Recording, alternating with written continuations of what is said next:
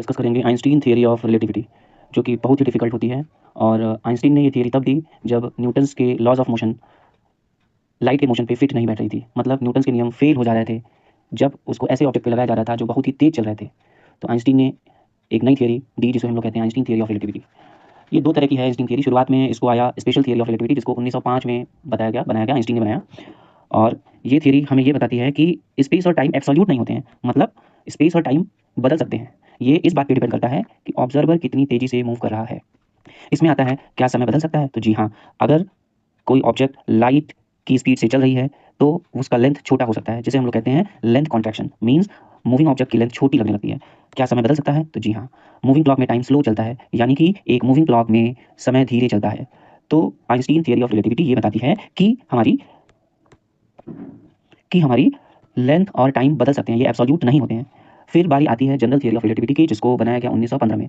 ये theory mostly accelerated motion को explain करती है और ग्रेविटी को समझाती है। इस थियरी ने पूरी दुनिया को बदल दिया। कैसे बदला? ये माना जाता था कि ये जो हमारी ग्रेविटी होती है एक फोर्स होता है, एक खिंचाव होता है। बट असल में जनरल थियरी ऑफ रिलेटिविटी के हिसाब से ये जो हमारी ग्रेविटी है वो खिंचाव नहीं है, राइट।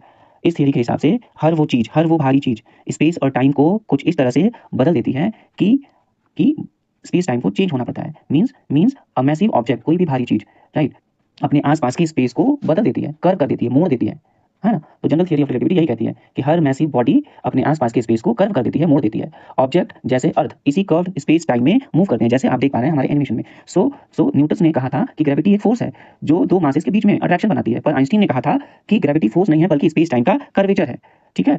और ये लाइट को भी मोड़ देता है, लाइट का पाथ भी बेंड कर जाता है जब वो किसी मैसिव ऑब्जेक्ट के पास जाता है, जिसे हम लोग कहते हैं ग्रेविटेशनल लेंसिंग, ठीक है। तो ये हमारी जो चीज है इसी को ब्लैक होल बोला गया कि ब्लैक होल का मास इतना ज्यादा होता है कि वहां पे लाइट जाते ही बेंड कर जाती है, मींस एब्जॉर्ब हो जाती है, बेंड कर जाती है। तो आइंस्टीन की general theory of relativity specially gravity को बताती है।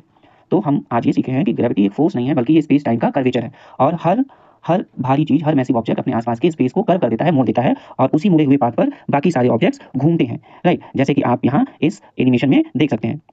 तो आपको इसमें समझ में आएगा कि यहाँ पे एक जाल है जो कि एक स्पेस को बता रहा है, और वो जो भारी चीज है हमारा सन है। सन ने स्पेस को कर्व कर दिया है और उस स्पेस में अर्थ आती है और अर्थ उस कर्व पाथ पे मूव करती है। अर्थ ने भी स्पेस टाइम को बदला है, जैसे मून जो है वो अर्थ के चारों तरफ घूमता है, क्योंकि अर्थ भारी है मून से, तो उसने उस स्पेस को कर्व कर दिया है। तो हम ये कह सकते हैं कि हर भारी ऑब्जेक्ट स्पेस को कर्व कर देता है और सारे हल्के ऑब्जेक्ट उस कर्व पाथ पे चलते हैं, जैसे हमारी अर्थ सन के चारों तरफ चक्कर लगाती है, जैसे आप इस एनिमेशन में देख सकते हैं। हमारा यहाँ अर्थ दिखाया गया है, अर्थ एक हैवी बॉडी है, इसने स्पेस को कर्व कर दिया है। तो this is the general theory of relativity. तो हमारे पास दो थियरी है, आइंस्टीन की जनरल थियरी ऑफ रिलेटिविटी जो जनरली ग्रेविटी को एक्सप्लेन करती है, और ब्लैक होल का एक्सप्लेनेशन हम इसी से देते हैं, जनरल थियरी ऑफ रिलेटिविटी।